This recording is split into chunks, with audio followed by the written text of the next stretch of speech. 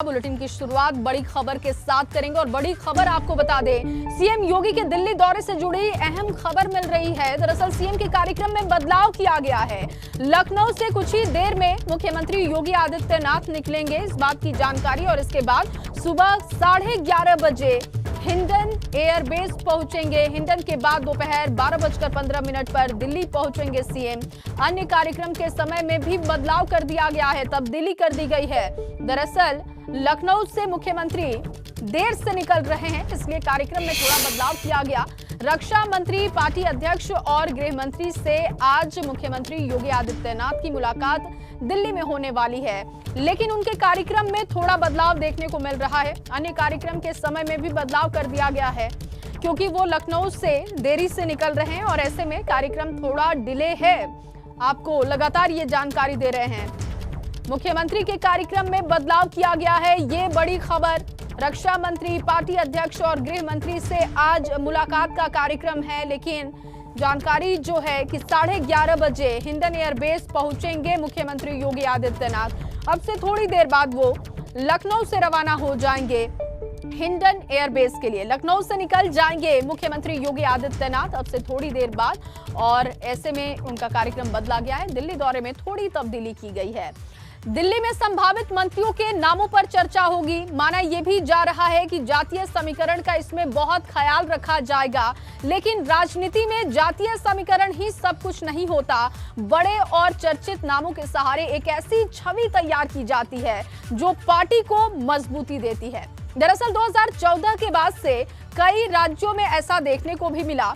योगी cabinet 1.0 में जातीय समीकरण को बखूबी साधा भी गया। जाहिर है कि इस बार भी जातीय समीकरण साधे जाएंगे, लेकिन कई ऐसे चेहरे भी कैबिनेट में दिख सकते हैं जो कि पिछले दिनों चर्चा में रहे। ये रिपोर्ट देखिए।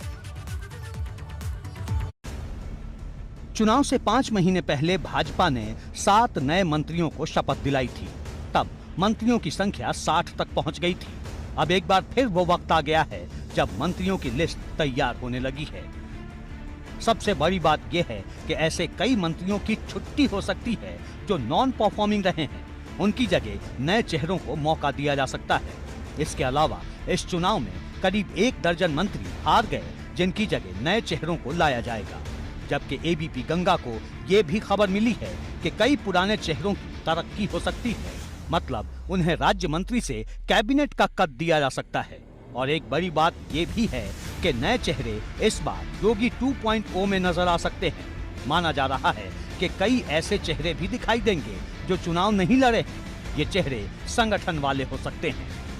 देखिए, पार्टी लेवल पे अगर बात की जाए तो यह क्षेत्रीय संतुलन बनाया जाता है, और क्षेत्रीय संतुलन में अवध या पूर्वांचल, इन सारे जगह से एक एक प्रतिनिधि अवश्य होंगे, क्योंकि सब जगह इस शासन का पूरा फोकस हो और चारों तरफ से रिपोर्ट शासन को मिले। इसलिए कैबिनेट में भी इन चीज़ों को जरूर तवज्जो दी जाएगी। जिन नए चेहरों को योगी सरकार 2.0 में जगह मिल सकती है, उनमें से कुछ की चर्चा लखनऊ से दिल्ली तक है। चाहे वो नोएडा से बड़ी जीत दर्ज करने वाले पंकज सिंह हों, या फिर बलिया में भाजपा का झंडा गाड़ने वाले दयाशंकर सिंह। रायबरेली में कांग्रेस का खेल 2024 में बिगाड़ने के लिए अदिति सिंह का भी कद बढ़ाया जा सकता है, और हरदोई से लगातार जीत दर्ज करने वाले नितिन अग्रवाल भी इस लिस्ट में जोड़े जा सकते हैं। तो हो सकता है कि वो अपने पुराने उन साथियों को जिनके काम से वो संतुष्ट रहे हैं या जो उनके विश्वसनीय रहे हैं, उनको रिपीट करें, और ऐसे साथियों को भी वो हटा के नए साथी ले सकते हैं जिन पर उनको विश्वास अधिक हो। नए चेहरे अपनी जगह और जातीय संतुलन अपनी जगह, क्योंकि चुनाव से पहले जब मंत्रिमंडल का विस्तार हुआ था तो अगड़े पिछड़े की बराबर हिस्सेदारी देखी गई थी। यानी कैबिनेट में अगड़ी जाति के मंत्रियों की संख्या 26 हो गई थी, जबकि पिछड़ी जाति के 23 मंत्री थे, और अनुसूचित जाति से 9 चेहरे योगी कैबिनेट में दिखाई दे रहे थे। इसके अलावा एक सिख और एक मुस्लिम चेहरा भी योगी सरकार में मौजूद था।